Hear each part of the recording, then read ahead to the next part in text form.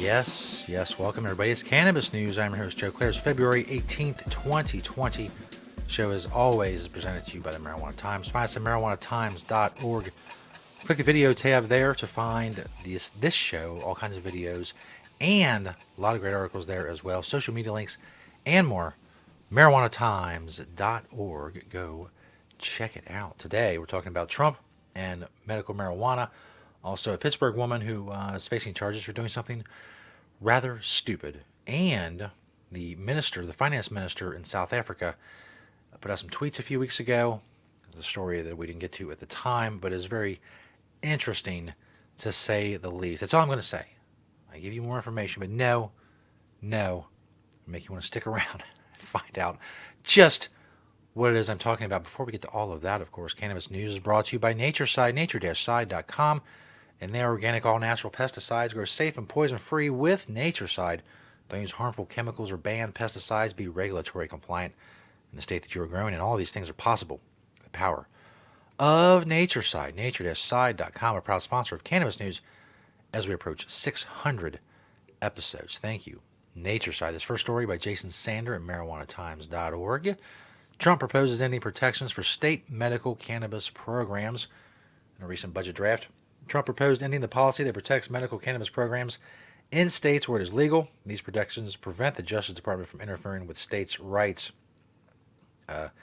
Proposal also calls for establishing blocks on creating an adult-use cannabis marketplace in Washington, D.C., where cultivation and possession are currently legal. But as you know, there are no sales.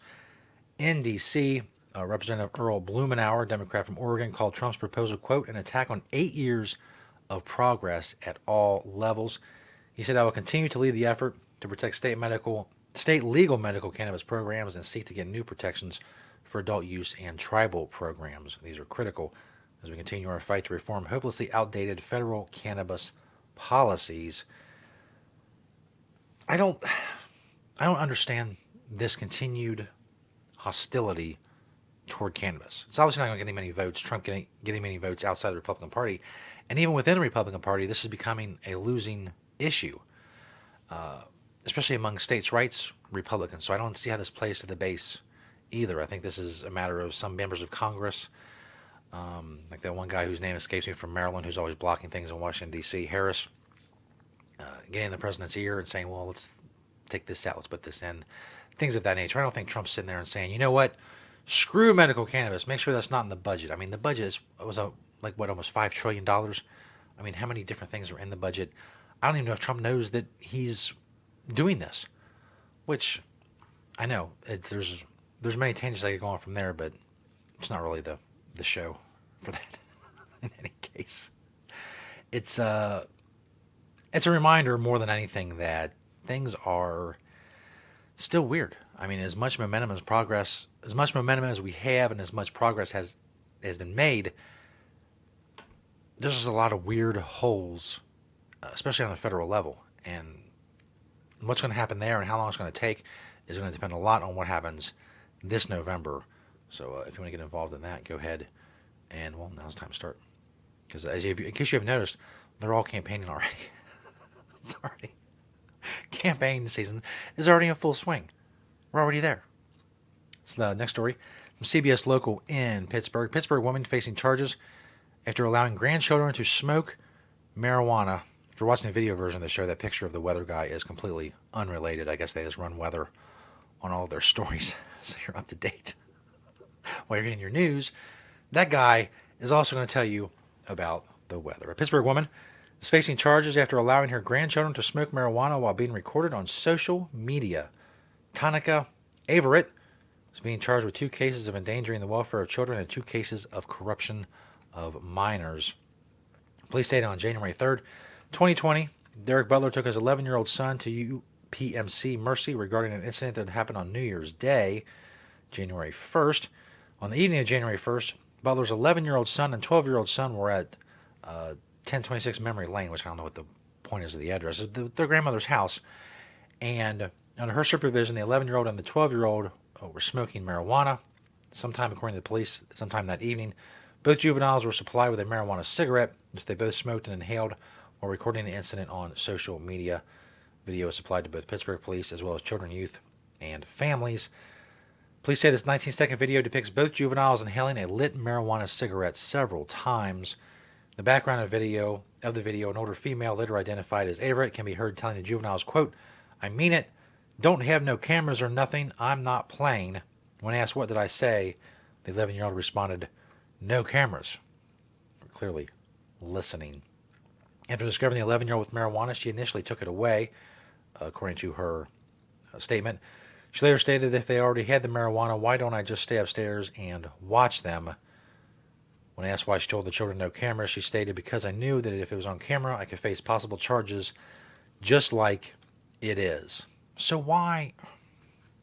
Look, people make stupid decisions all the time. I understand that. This is particularly stupid. But I talk a lot about on this show about rights and the right to do things that don't infringe on the rights of anyone else.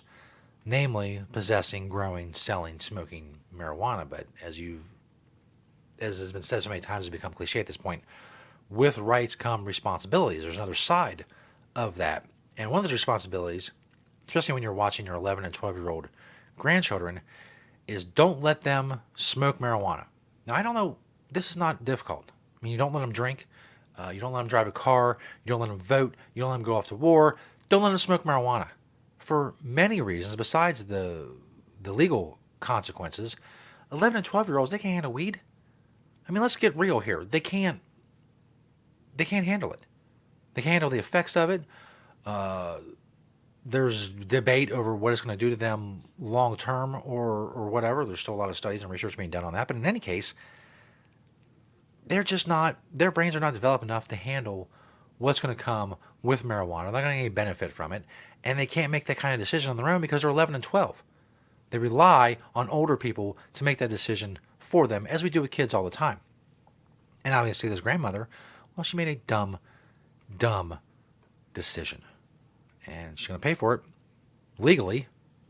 And I'm sure is with seeing her grandkids less. I mean, I got to think if I'm the dad, we're not going to grandma's house anymore. You know, I know you guys want to go blaze up at grandma's, but we're not going to do that.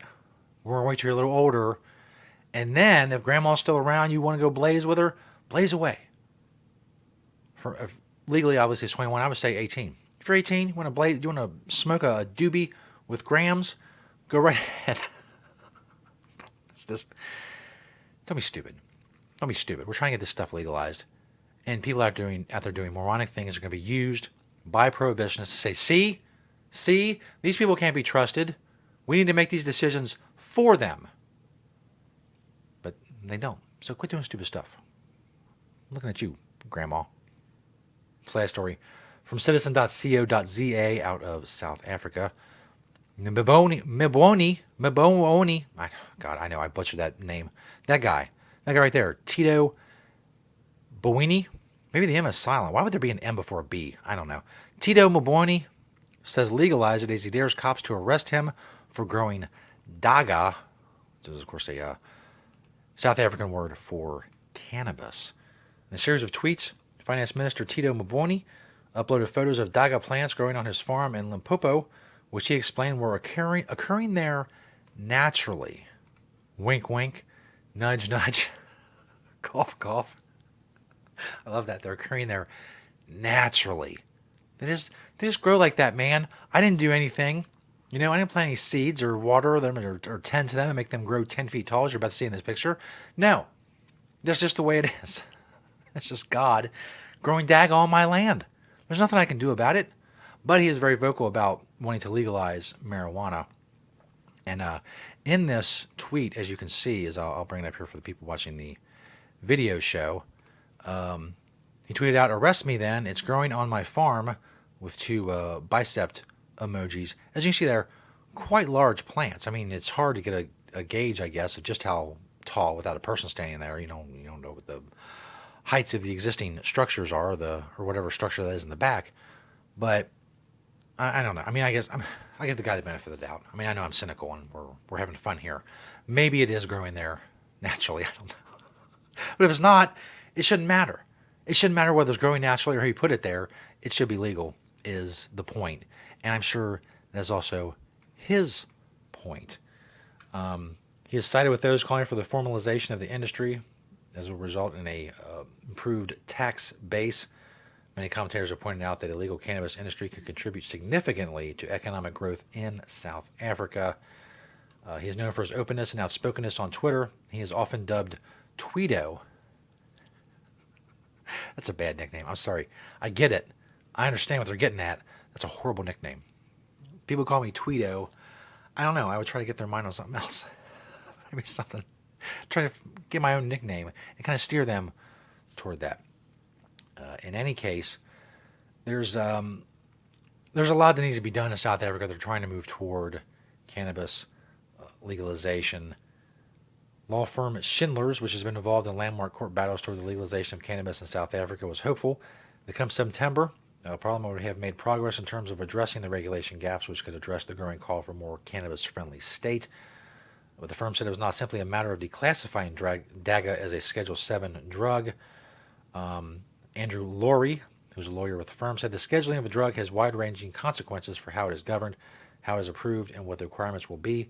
You have to consider every effect that it will have, and it links up to about 3 different acts. In other words, to legalize marijuana in South Africa is going to take some doing, but, I mean, isn't that really the case everywhere?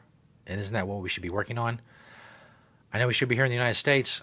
That's why I'm here. That's why I'm here 5 days a week on Cannabis News, bringing the news to you for all of those of you who use this show to spread the truth about cannabis. You like, share, comment, all that stuff. Thank you. Thank you to Natureside, nature-side.com, and their organic, all-natural pesticides. Thanks to all of you for watching and listening. Please continue to do so as I said before, close in on 600 episodes of Cannabis News. It's awesome. You all are awesome. Thanks for watching and listening today, and we'll see you next time right here on Cannabis News.